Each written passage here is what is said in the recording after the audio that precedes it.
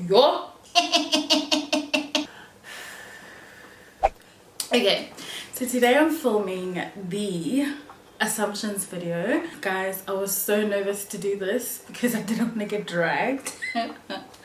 But I really feel like I have the most amazing followers. Like, everyone is just really nice. And obviously I went through the assumptions, like the responses as they came. Like, I was too like antsy, so I was spending the whole day yesterday like reading them. And then after realizing that they were all pretty okay and like positive, I was like, okay, I can do this. So here we go. If you can see like a little black mark, it was a mascara mishap, and I'm not going to ruin my makeup and try to take it off, so we'll just have to deal. Okay, so there's so many assumptions, but a lot of them are the same. Like, there's one that is like 70% of the responses say this, and a lot of the assumptions were very accurate.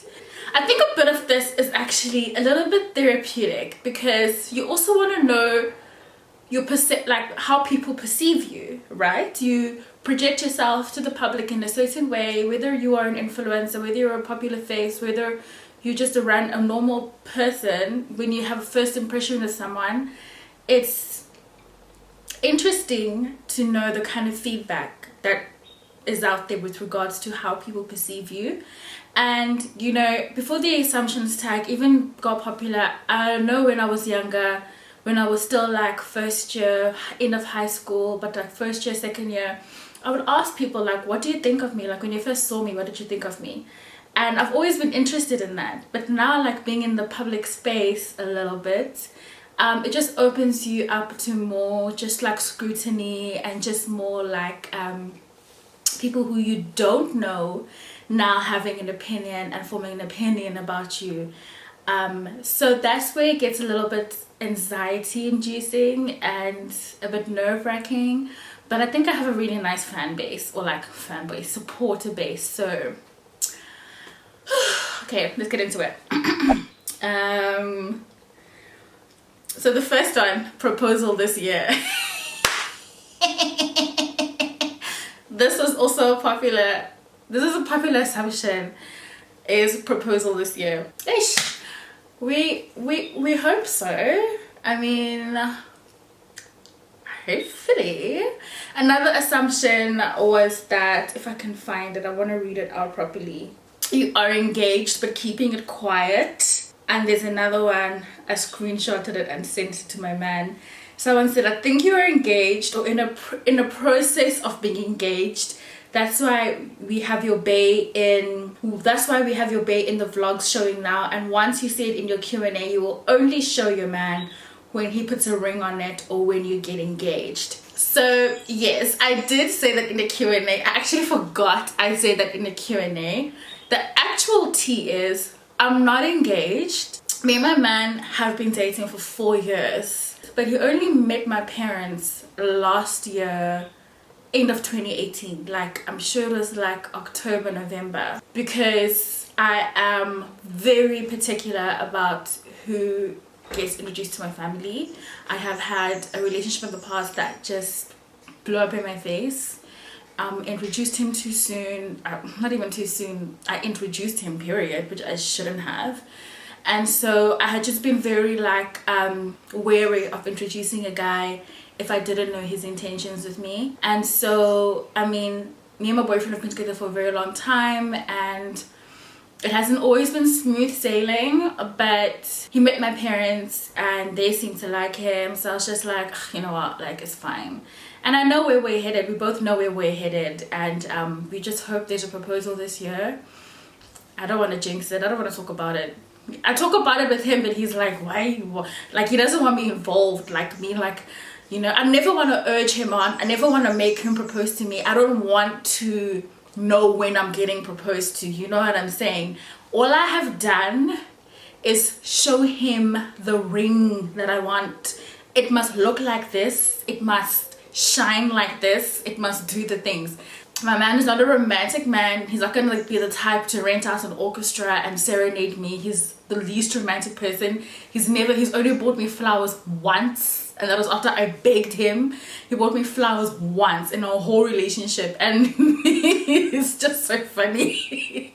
So he's not a romantic person at all. We hope there is, and you know what? He's getting so much pressure to do this from his family. My parents are like, oh, what's going on? So it'll happen, guys. It'll happen. One that came through again was you're shy, and that I'm an introvert. That is a common assumption as well. I would say I'm an ambivert. So an ambivert is a mixture of being an introvert and an extrovert. So when I was younger, I definitely would have described myself as an extrovert. Like, I was the loudest with all of my friends. I laughed the loudest. I make the most jokes. I got in trouble with my teachers in school. Like, I definitely was an extrovert. Even during uni, partying, I wanted to be outside having fun. And now I'm growing older, settling down and being in a relationship, I definitely I appreciate my alone time a lot more. Like, before I couldn't be alone, before I couldn't be by myself. Like, not that I didn't like my own company, but I always wanted to be around people, have friends around me, be doing something. I always had to be busy. I always had to be doing something. But now I really enjoy my alone time.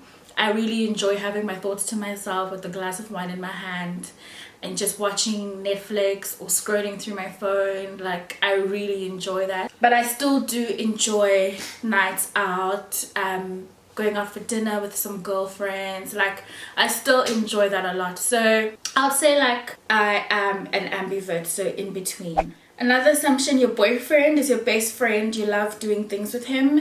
I would say he is my best friend. Like, we are very, very close. We have, apart from being a couple, I think we play around a lot. We laugh a lot. It's important to have a partner that actually likes you as a human being. Like, I've always said this, like, you know, you can love someone in a lovey, romantical way, be attracted to them, think they're the most prettiest person, but that fades away over time. Like, you have to actually like the person you're gonna marry.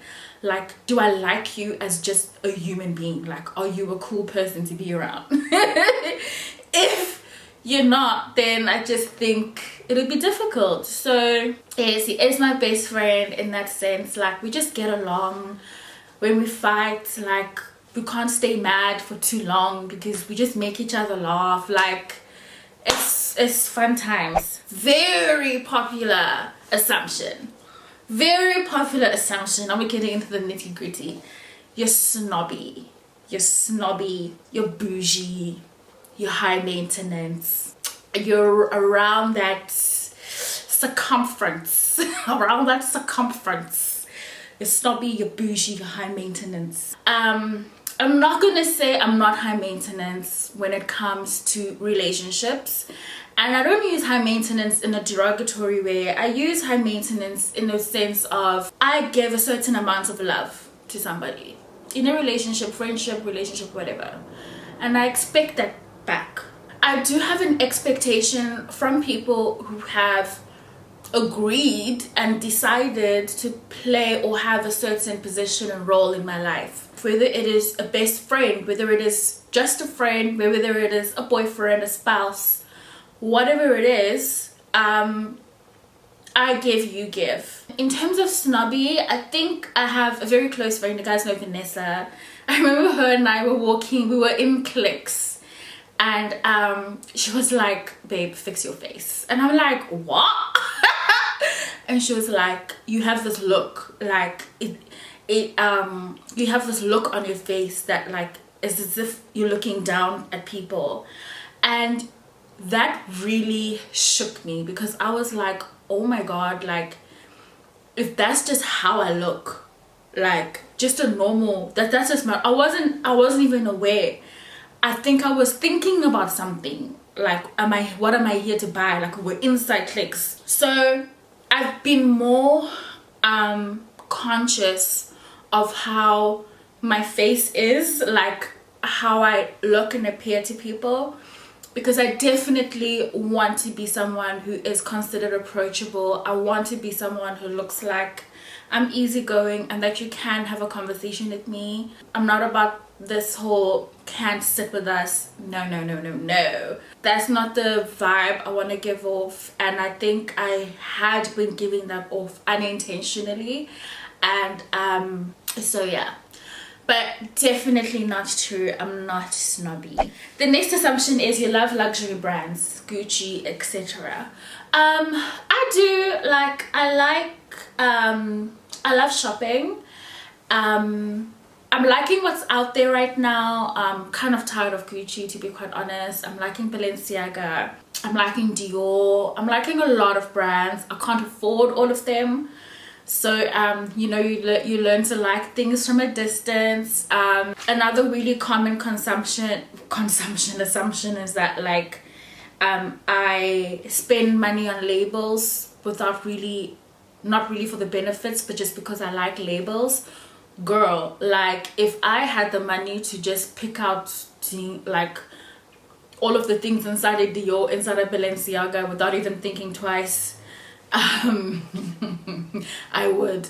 I definitely put a lot of consideration into the things that I buy, because it is my hard-earned money, and I never want to buy something and not actually wear it. So a lot of consideration goes into what I buy. It's not necessary to buy designer.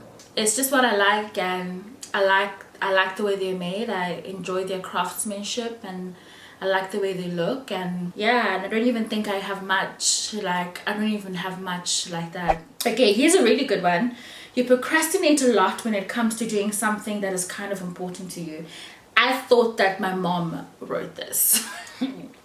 I am queen of procrastination. I will do things last minute, and I'm someone who doesn't feel any type of way under pressure. And it takes a lot, it takes a lot to get me stressed. When there's no pressure, I do tend to procrastinate. That's the thing. So it's almost like I need that pressure for me to, like, work and get something done.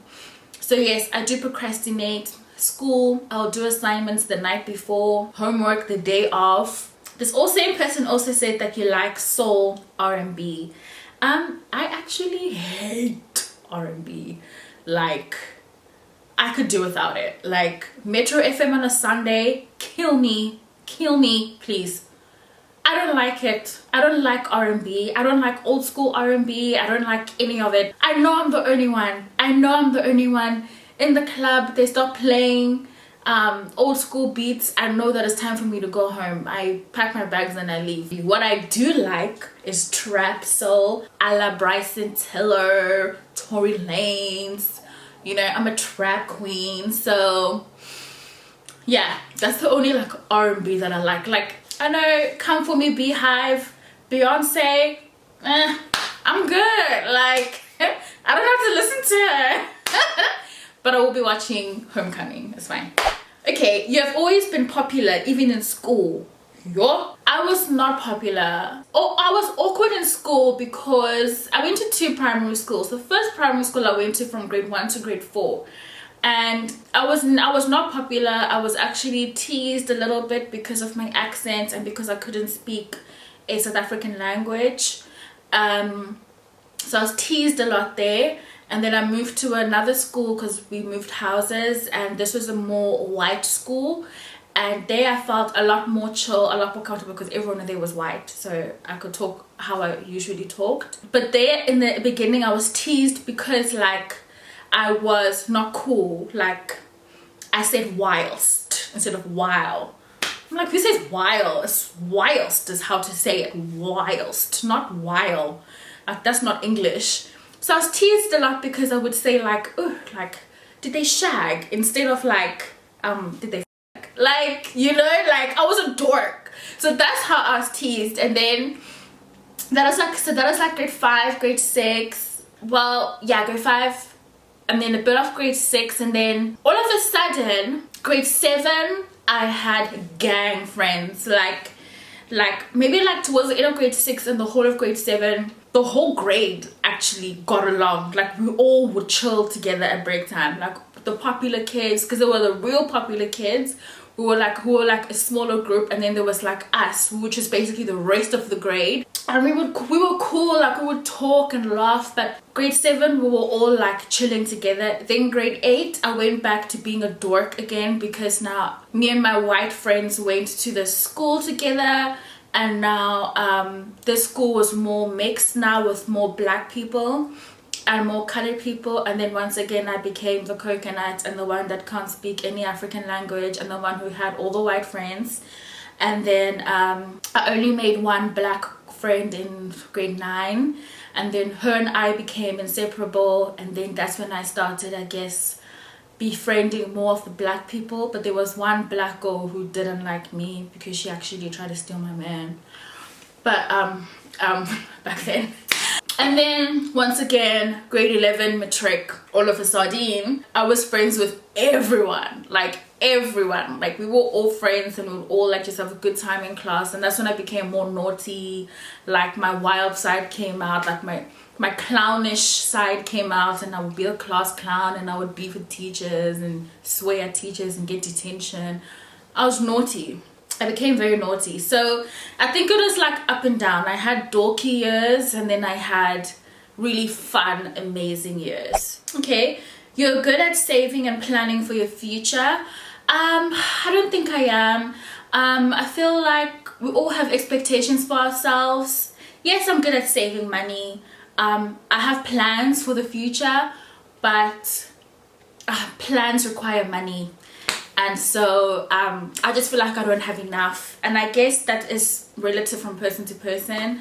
But I'm very good at saving money. I'm also good at spending money. So, but I'm on a spending ban now. I'm not buying nothing. I ain't swiping my card for jack shit. I'm trying to save so that the proposal can happen, and so that I can have a wedding. You know what I'm saying? Yeah, so I'm saving now. And when I save, I can save. Like, trust me, I can save like 80 to 90% of my income and not even touch it. Not even touch it for months. So yeah, when I have that saving hat on, that money sort of like money wise sort of hat on, yes, I'm pretty good at that. You're sensitive and you cry when you're shouted at. I definitely know I'm a sensitive person. Like, I definitely know that, like, I get hurt very easily. Like, I can cry very quickly.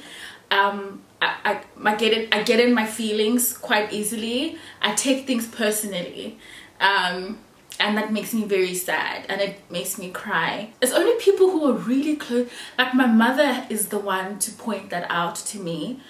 She pointed that out to me end of last year. She was like, because I have had issues with like friendships in the past, and last year she pointed out to me that, like, I get touched so easily. Like, friendships for me are like, they really, if a friendship ends, it really pains me. So so she's the one who pointed it out, that, like, I'm very sensitive when it comes to things like that. You know, things that happen that most people can like brush off the shoulder. I think it, like, I take a hit, like it hits me in my chest, you know.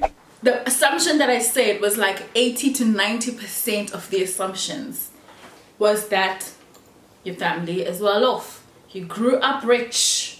You're a spoiled rich girl. You've never been in a township before. You have never been inside a meter taxi. Not a meter taxi, a taxi.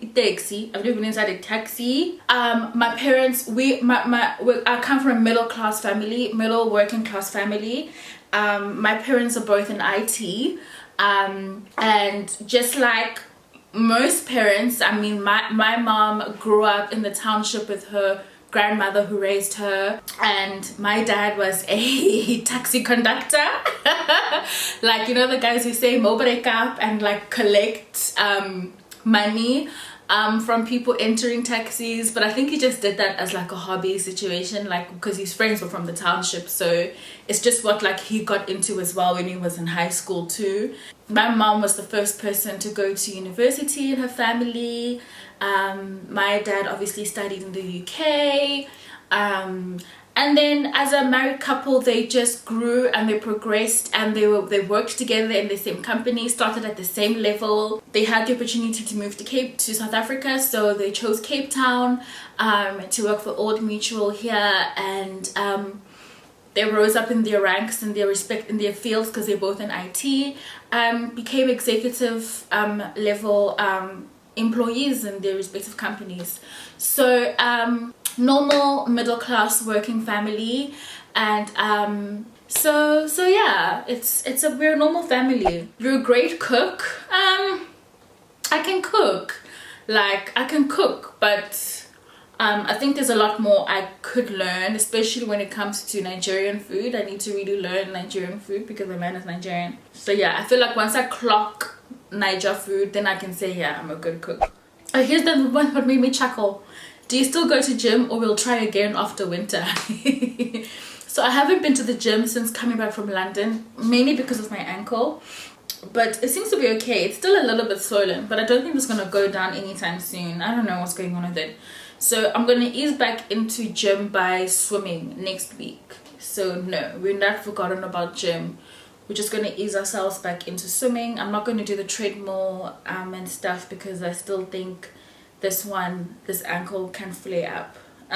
Here's another one. You're engaged but keeping it quiet. I'm not engaged, guys. You would see a ring. I would be just using this hand for everything. You've got it all together. Do you ever struggle or go through hard times? Because wow, I definitely go through these dulls and lulls a couple of times a year, which is when I just decide to take time off and just regroup and just try and get my stuff together and try and get back to my normal self, because I definitely go through that. But it's just like when your self-esteem takes a knock, or you're feeling demotivated to work and you're not feeling creative and you feel like things are moving slowly. We all have days like this at work as well, where you just feel like things aren't progressing, things are moving the way you want them to, and you're just like, oh, why do I even bother?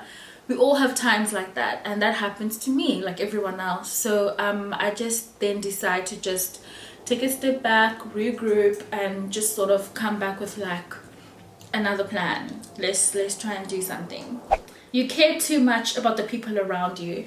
This is something that is so true, and it's unfortunate because I don't know if I've said this on my channel before, I often find myself in situations where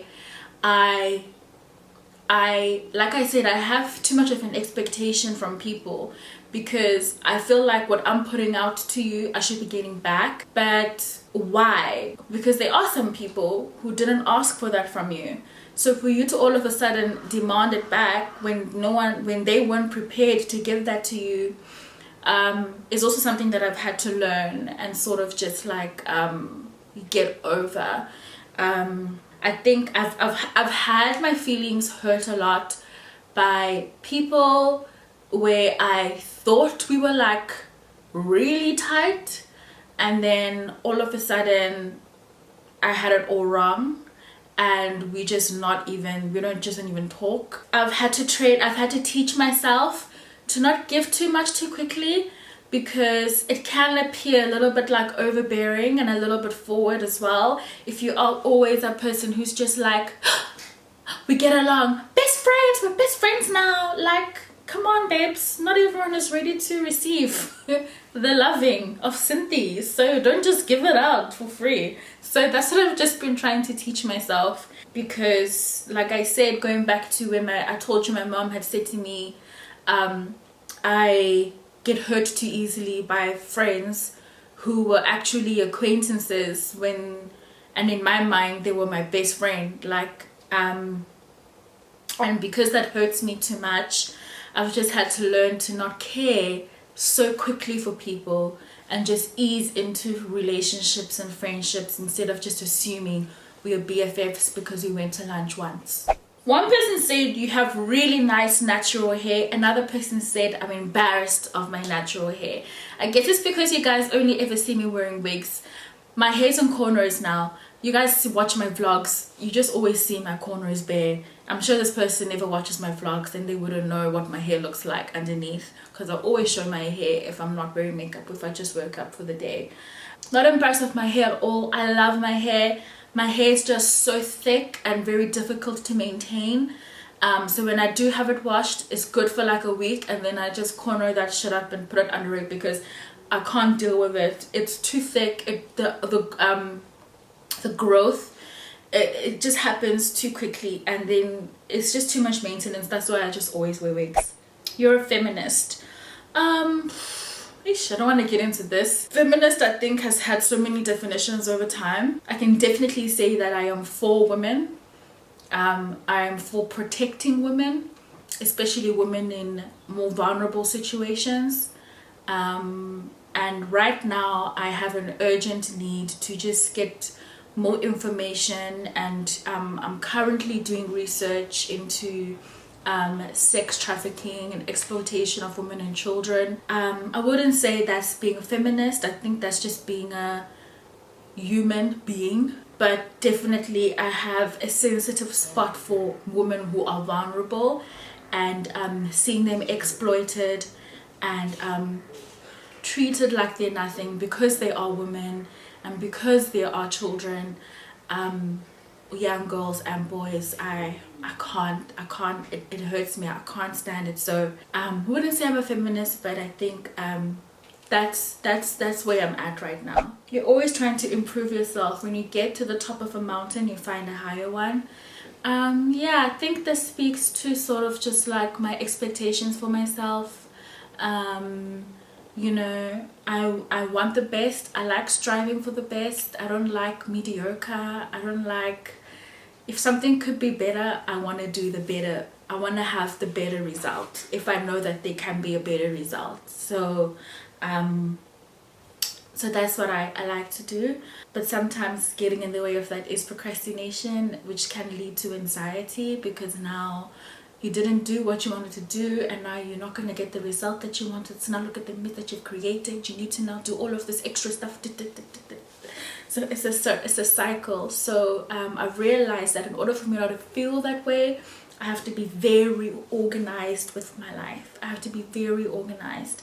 So and it starts with things like not being able to work in a cluttered space. I need clean. I need order in order for me to succeed. That's not assumption, but a fact. You are such a sweetheart, so kind, and such a darling. I am. I actually am. Someone said, you don't really mingle with a lot of beauty influencers to avoid drama. Like half and half. I think a lot of the beauty influencers are in Johannesburg, so obviously geographically speaking we're not even in the same vicinity for us to mingle. And then secondly, yes, I would say 70% true, because there is just always something happening there. There's always some thread on Twitter, there's always someone being dragged, there's always something popping off. I don't want it. Don't involve me. Don't say my name. Either if I haven't asked for you, don't respond to me. That's just my mentality. If it means that we're not going to be besties, let that be. I also don't believe in being friends with everyone. We don't all have to be besties. Like, we can all live our lives independently of each other and still thrive. This is a very popular one. You're not multilingual. You can only speak English. You can't speak any South African languages like Xhosa, Zulu, Sotho. I've answered this in Q&As, guys. I actually can't. Like, not fluently anyway. I can add in one or two things in a sentence, but not for me to have a full-blown conversation. It's tough. The cousins that still grew up in Zim until like their teens know how to speak in Ndebele. Gugu, her brothers and sisters, me and my brother can't. Alright, someone said you've always been in long committed relationships. I think I'm a relationship girl. I'm not a dater. I'm a relationship girl, but this is my longest relationship. I think I'll do like 4 more. By the time you reach 30, you want to move out of South Africa. I thought I wanted to. I thought I did, but I think I'm becoming more and more content to stay here. All I want to do is travel way more. That's what I want to do. but I don't think I would really leave Cape Town. I love Cape Town in terms of raising a family and having a life here. But to have a life in another country, I don't know. It has to be for a very good reason. But I think all I want to do more is really travel. You're either an earth or fire sign. I am a fire sign. I'm a Leo. You attended a private school. I didn't attend a private school. My brother is the only one who attended a private school.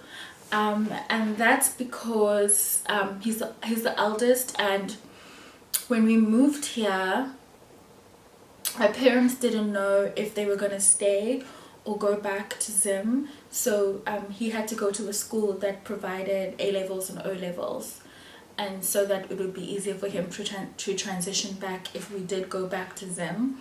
We ended up not going back, so which is why I went to a semi-private, which did matric. So it is like a hybrid, was a hybrid between like a normal school and a private, but it wasn't a private, it was a college. That's it, guys. I hope you enjoyed this video. I was really anxious about it, but most of it was amazing. Like, it's so insane what people actually think of you. It's funny. But anyway, thank you so much for sending in your assumptions about me. I hope you enjoyed this video, and I will see you next week. Bye.